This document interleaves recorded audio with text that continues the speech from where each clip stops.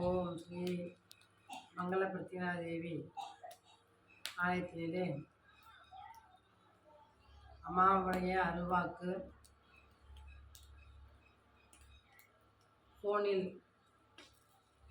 கேட்குறீங்க. அந்த சொல்லுகின்ற வாக்கு பார்த்தீங்கன்னா, பேர், வயது, என்ன ஊர் சரியாக தெரிவிங்க. உங்களுக்கு அருள்வாக்கு சிறந்த முறையில் சொல்லப்படும். அது மட்டும் இல்லாமல் இப்போ வருகின்ற தை அமாவாசை புதன்கிழமை வருது. அந்த புதன்கிழமை வருகின்ற அமாவாசை பார்த்திங்கன்னா தை அமாவாசை சிறப்பான அமாவாசை. அந்த தை அமாவாசையில் பார்த்திங்கன்னா சூரியன் உதயம் ஆகிறதுக்கு முன்பே 6 மணிக்குள்ளே குளிக்கணும். அது எப்படி குளிக்கணும்னு பார்த்தீங்கன்னா, நம்ம வீட்டில் குளிக்கிறவங்க அந்த தண்ணியை பக்கெட்டில் வச்சு குளிக்கிறீங்க. வெந்நீராக கூட விட்டோம்.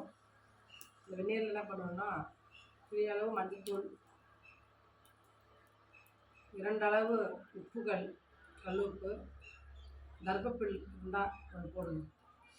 தர்பப்பில் இருந்தால் ஒன்று போட்டு அந்த தலையோட குளிச்சிங்கன்னா நம்மளுக்கு அந்த உன்னுடைய ஆசீர்வாதம், அதனுடைய அமாவாசையுடைய பலன்கள் நமக்கு சிறப்பாக கிடைக்கும். அது மட்டும் இல்லாமல் ஆலய வழிபாடு போகிறவங்க ஆழத்தில் உள்ள பசுமாடு, அந்த மாதான்னு சொல்கிற அந்த பூஜையை செய்வது சிறப்பு. அப்படி முடியலாம் கூட பரவாயில்ல, 5 வாழைப்பழங்கள், அவுத்திக்கீரை வாங்கி தர்றது சிறப்பு.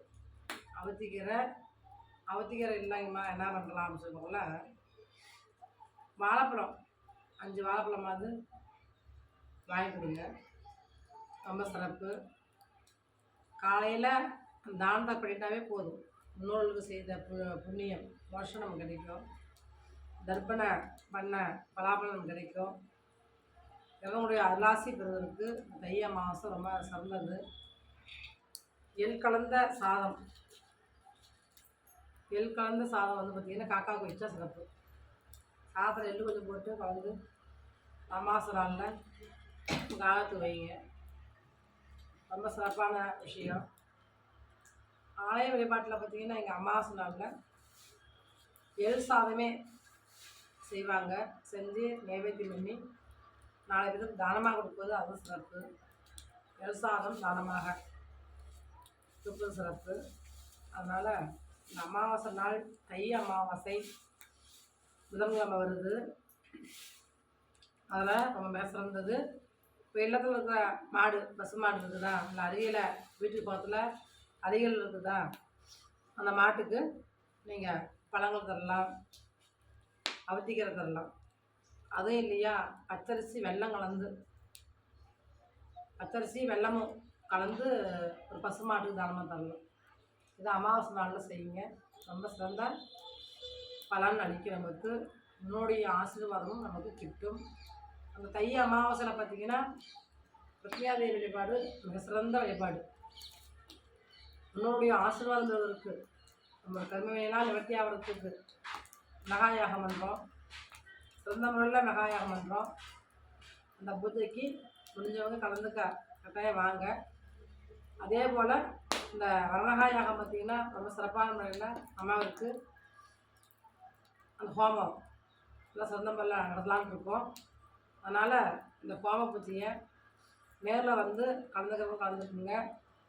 முடியாதவங்க அம்மா உங்களுக்கு நான் வந்து உங்களுக்கு வீடியோ அனுப்பிச்சி விட்றேன், கட்டாயம் பாருங்கள்.